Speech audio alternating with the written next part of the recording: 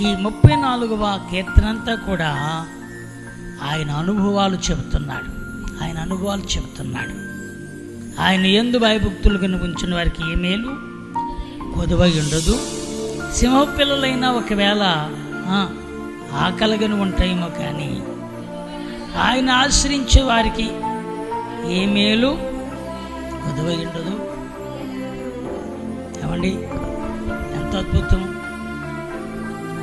దేవుడిని ఆశ్రయించిన దానియేలును దేవుడు వదిలేశాడా? దేవునందు భయభక్తులు కలిగిన షడ్రకు, మేషకు, అబేద్నెగోలను దేవుడు వదిలేశాడా? కరువులో తను ఆశ్రయించిన ఏలియాకు,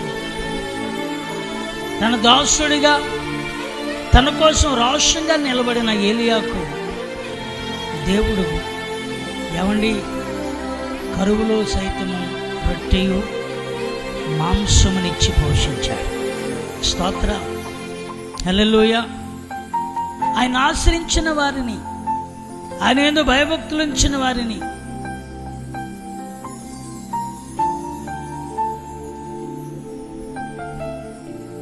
తన దూతల కావల ఉంచి వారిని రక్షించినట్లుగా మనం చూసాం.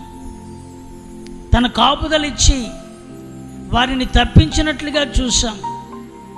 నేను బిడ్డలారా, ఇదిగో దేవుని మహాకృపను బట్టి గత 4 నెలలు మనమందరము క్షేమంగా భద్రపరచబడ్డాం.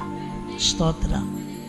ఈ 5వ నెలలో కూడా దేవుడు మనల్ని తప్పక ఇదిగో మనం క్రియలతో ఆయనను ప్రేమిద్దాం.